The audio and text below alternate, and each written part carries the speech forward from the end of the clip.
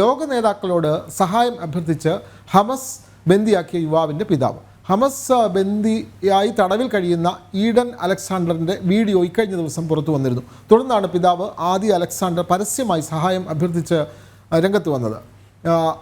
Benjamin Netanyahu, Joe Biden, Donald Trump എന്നിവരോടാണ് പിതാവ് സഹായം തേടിയിട്ടുള്ളത്. വിവരങ്ങളുമായി ഐസൺ ജോസ് ചേരുന്നു.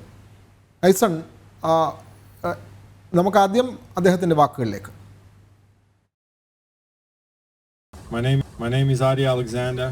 I am the father of Idan Alexander, 20-year-old American Israeli who has been held hostage in Gaza for 422 agonizing days. Today, I am speaking not just the father, but the voice of my son and the other 101 hostages whose lives hang in a balance.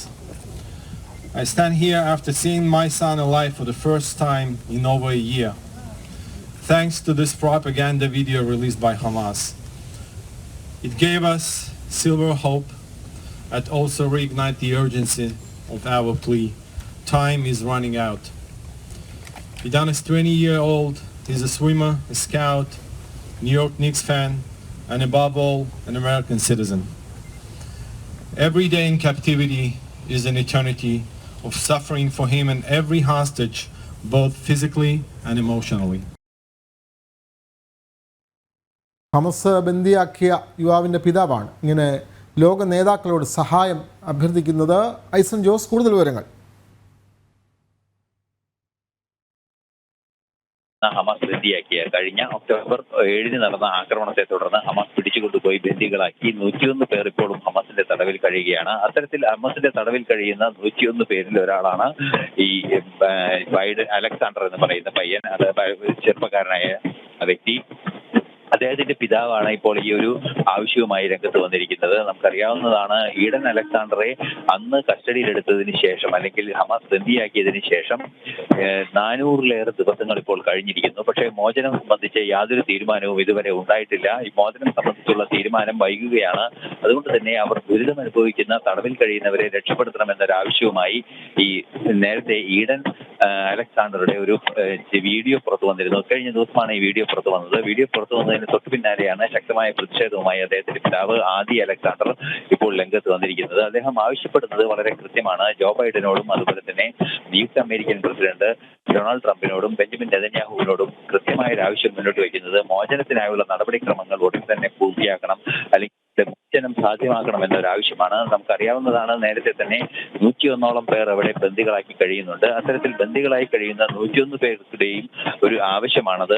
സ്വന്തം മകന്റെ കാര്യത്തിൽ മാത്രമല്ല, അവിടെ ബന്ദികളാക്കിയിരിക്കുന്ന ബാക്കി ഉള്ളവരുടെ കാര്യത്തിലും തീരുമാനമുണ്ടാകണമെന്നൊരു ആവശ്യമാണ് അദ്ദേഹത്തിന്റെ പിതാവ് മുന്നോട്ട് വയ്ക്കുന്നത്. ഏറെ ഗൗരവതരമായ ഒരു വിഷയമാണ് ഇപ്പോൾ ഉണ്ടായിരിക്കുന്നത് എന്നതൊരു യാഥാർത്ഥ്യം തന്നെയാണ്. നമുക്കറിയാവുന്നതാണ്, നേരത്തെ തന്നെ ഈ ബന്ദികളുടെ മോചനം സംബന്ധിച്ചുള്ള തീരുമാനത്തിനായി നിരവധിയായ നീക്കങ്ങൾ ഇസ്രായേലിന്റെ ഭാഗത്തു നിന്നുണ്ടാവുകയും അത് പലതരത്തിലുള്ള നീക്കങ്ങൾ നടക്കുകയും ചെയ്തിരുന്നു. നേരത്തെ യുദ്ധം കൊടുമ്പിരി കൊണ്ട സാഹചര്യത്തിൽ ആദ്യഘട്ട സമാധാന ചർച്ചകളിൽ ഓരോ ദിവസവും ഒരു നിശ്ചിത എണ്ണം ബന്ദികളെ വിട്ടയക്കുകയും സമാനമായി വെടിനിർത്തൽ ഉറപ്പാക്കുകയും ചെയ്യുകയായിരുന്നു. അതിനുശേഷവും വെടിനിർത്തൽ പൂർണ്ണമായും വെടിനിർത്തൽ കാലാവധി കഴിഞ്ഞതിന് ശേഷവും വീണ്ടും ഇത്തരത്തിൽ അക്രമങ്ങൾ തുടരുന്ന ആ ഒരു സാഹചര്യത്തിൽ ബന്ദികളുടെ മോചനം തീർത്തും അനിശ്ചിതാവസ്ഥയിൽ തുടരുക കൂടിയായിരുന്നു. പല രീതിയിലുള്ള നീക്കങ്ങൾ ബെഞ്ചമിൻ നെതന്യാഹുവിന്റെ ഭാഗത്തു നിന്നുണ്ടാകുന്നുണ്ടെങ്കിലും അതൊന്നും ലക്ഷ്യം കാണുന്നില്ല. ഈ ഒരു പശ്ചാത്തലത്തിൽ കൂടിയാണ് ആദി അലക്സാണ്ടർ എന്ന് പറയുന്ന ഈ തടവിൽ കഴിയുന്ന ചെറുപ്പക്കാരനായ ബന്ദിയുടെ പിതാവ് ലോക നേതാക്കളോട് സഹായം അഭ്യർത്ഥിച്ചിരിക്കുന്നത്. ജോ ബൈഡനും അതുപോലെ തന്നെ നിയുക്ത അമേരിക്കൻ പ്രസിഡന്റ് ഡൊണാൾഡ് ട്രംപും ബെഞ്ചമിൻ നെതന്യാഹുവും വിഷയത്തിൽ അടിയന്തരമായി ഇടപെടണമെന്നൊരാവശ്യമാണ് അദ്ദേഹം മുന്നോട്ട് വയ്ക്കുന്നത്. വിനോദ്, തീർച്ചയായും അത്തരത്തിൽ ഹമാസ് ബന്ദിയാക്കിയ യുവാവിൻ്റെ പിതാവാണ് ഇത്തരത്തിൽ ലോക നേതാക്കളോട് സഹായം അഭ്യർത്ഥിച്ചിട്ടുള്ളത്. വിവരങ്ങൾ നൽകുകയായിരുന്നു ഐസൺ ജോസ്.